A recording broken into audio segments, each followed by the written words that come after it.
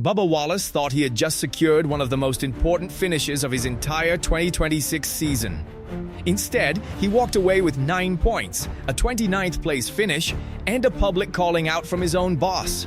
Not from a rival team, not from a critic, from the man who co-owns the car he drives. And here is the part that nobody saw coming. Denny Hamlin did not pull Bubba Wallace aside privately. He did not handle it behind closed doors. He went on his own podcast in front of thousands of listeners and told the world exactly where he stood. And it was not beside his driver. One race, one penalty, one confrontation on pit road at 2 in the morning. And suddenly, everything that 23XI Racing has been building is sitting on a knife's edge. But this story is not just about a yellow line violation. It is not just about a 27-point swing that nearly shattered a playoff position. It goes deeper than that.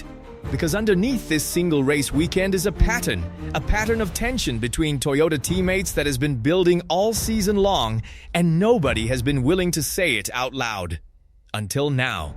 Tonight, we are breaking down every single moment of the race weekend that may have just cracked the foundation of 23XI Racing and exposed a fracture inside the Toyota alliance that cannot be ignored any longer.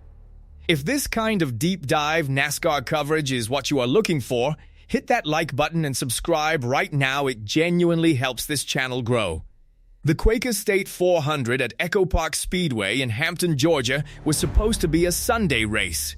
Instead, a massive rain and lightning delay of over 3 hours pushed the finish past Tulolo Am on July 13, 2026. Wallace entered the weekend sitting 12th in the Cup Series standings, 83 points above the playoff cut line, with only a handful of regular season races remaining. Comfortable? Yes. Safe? Absolutely not. There was also something else hanging over this race. Toyota drivers are expected to draft together, protect each other's track position, and work as a unit. It is not an official regulation, but inside the garage, it might as well be law. Remember that expectation. Because by the end of this story, it will be lying in pieces on pit road. The first disaster struck at the end of Stage 2. Wallace was running 6th place heading into the grain-white checkered finish with valuable stage points on the line. Behind him, Ty Gibbs, driving the No. 54 Toyota for Joe Gibbs Racing, was charging hard with a massive run. Wallace moved from the outer line to the inner line to defend his position. At a track like EchoPark Speedway, closing speeds are enormous, and a trailing driver with that momentum cannot simply disappear. Gibbs hit Wallace square in the bumper, and the No. 23 Toyota spun into the infield grass. Stage points gone in an instant. Keep that block locked in your memory, because it is about to become the most important moment of this entire story, and not for the reason you think. Wallace recovered brilliantly. He led 11 laps on the night, and his car had genuine winning speed. This was not a survival effort. Then came the final lap, and everything unraveled. Wallace took the white flag in 3rd behind Carson Hocevar and Ryan Blaney. He shoved Blaney to the race lead entering Turn 1. As Blaney swung high on Hocevar, Wallace darted to the bottom of the backstretch, making it 3 wide for the lead. In doing so, he dropped below the double yellow line and remained there through turns 3 and 4, when a shove from Christopher Bell propelled Blaney to victory. Ryan Blaney claimed Ford's 2nd Cup win in 20 regular season races and Ford's historic 750th all-time Cup Series victory. Wallace crossed the line believing he had finished 2nd. That happiness lasted for about 30 seconds. NASCAR officials immediately reviewed the footage and confirmed a violation of Section 8.7. 2A of the NASCAR rulebook, passing below the double-painted lines to advance position, will result in a black flag. The No. 23 was dropped from 2nd all the way to 29th, the last car, on the lead lap issued just before 2:00 in the morning. 27 championship points erased with one ruling. Wallace bolted to the 23XI Racing hauler. Reviewing data with crew chief Charles Denny and director of competition Dave Rogers. The trio then walked to the NASCAR hauler for a 31-minute meeting with officials. Wallace's argument was clear and structured. The rule says advancing your position, which, he argued, he did not do. He was hard on the brakes, trying to give the spot back, staying third from entry through turn 3. That move should have propelled us to the lead, and it didn't, because I knew it was wrong. The telemetry revealed a devastating irony. Wallace was actively braking, trying to hand the position back, but Ty Gibbs' bumper kept pushing him, shoving him from third to second while still below the line. The same driver who wrecked him in Stage 2 was the driver whose push technically sealed the penalty on the final lap. NASCAR VP Mike Ford confirmed on the Hauler Talk podcast, "Unfortunately for Bubba, attempting to give the position back does not matter in this rule." At one point below the line, Wallace was technically in first, meaning a caution could have declared him the winner. He advanced his position. That was all that mattered, whether he intended it or not. Wallace departed the series hauler with 5 words: "A penalty is a penalty. Yellow line calls are not appealable." Then came the pit road confrontation. Gibbs approached Wallace intending to apologize for the Stage 2 contact. It did not go the way he expected. "I just said lift. I said there's an opportunity to give and you didn't." He was like, "Well, don't block me." It's like, "Bro, you hit me square in the bumper. The block was well ahead, you seen it coming." Wallace then delivered the line that turned an on-track incident into a full-blown alliance problem. That's Toyota teammates. "We don't race very well together." Gibbs responded directly. "I went to tell him sorry, and he showed a lot of disrespect. I tried to help him out there at the end and push him to win." Wallace left with 9 points. Gibbs finished 5th with 38 points, currently sitting 4th in the standings.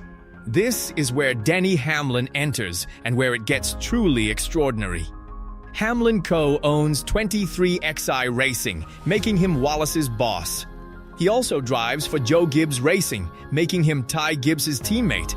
Whatever he said, he was going to cross someone.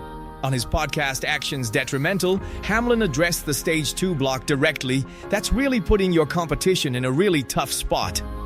If Ty does get on the binders there, he puts himself in danger to help you, and I don't think anyone is signing up for that." He invoked Brad Keselowski's famous "I'm done lifting" philosophy, agreeing no driver should endanger themselves to protect another's position. On the final lap, Hamlin actually defended Wallace. It was the only percentage shot he had of winning. He acknowledged the backstretch at Atlanta gives drivers almost no visual reference for the yellow line. But he confirmed the penalty was correctly issued, having experienced similar rulings himself. One critical detail most coverage missed: Hamlin also criticized Tyler Reddick for similar blocks in the same race. This was one consistent standard applied equally, not a targeted attack on Wallace. Is this approach smart or dangerous? It protects 23XI Racing's reputation in the garage. No driver wants to draft with a team known for reckless blocking. But driver trust erodes fast when criticism comes from a podcast rather than inside the shop. This relationship already carries scar tissue. Wallace once flashed the middle finger at Hamlin after a previous incident, and Hamlin fired back on social media, "Give me a break. I was off the gas and on the brakes 100 yards before the 23 let off." Now for the numbers that make this devastating. The final lap penalty cost 27 points alone. Because 27 other drivers each gained a position, Wallace effectively lost 28 points to the competition. He lost 22 points to the chase cut line in one single night, fell from 12th to 13th in standings, and his playoff bonus dropped from 20 points to 15. William Byron of Hendrick Motorsports leapfrogged him entirely. Wallace now sits just 55 points above the cut line. Between him and playoff safety stand Austin Cindric, Shane Van Gisbergen, Eric Jones, and Joey Logano, lurking just 8 points below Jones. Wallace has finished outside the top 20 in 6 of his last 9 races. His own words deliver the gravity. "Everyone behind us in points is like, oh, 23, they see that and are licking their chops. With the position that we are in, we're not safe." The immediate test comes at North Wilkesboro Speedway on July 19, the Window World 450. No yellow line rule. Different dynamics. Wallace needs a strong rebound result immediately. But Daytona International Speedway still looms on the calendar, another superspeedway, another yellow line rule, another race where Wallace and Gibbs will have no choice but to work together. Can two drivers who just had that confrontation on pit road actually trust each other at 200 miles per hour? The manufacturer alliance system works until it doesn't. When two Toyota drivers are racing for the same playoff survival, cooperation becomes impossibly complicated. Nobody writes down the rules, and that is exactly the problem. 3 verdicts. Wallace's Stage 2 block placed Gibbs in genuine danger. Hamlin's speed variance argument is difficult to dismiss.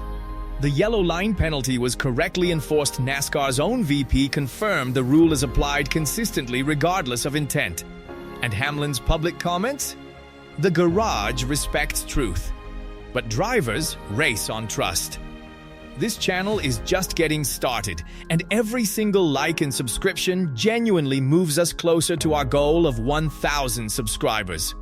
If this breakdown gave you something worth thinking about, please support the channel. It takes just 1 second and means everything at this stage. Here is what I want to know from you. Should a team owner ever publicly criticize his own driver? Or is that always a locker room conversation? Team Wallace or Team Hamlin? Drop it in the comments right now.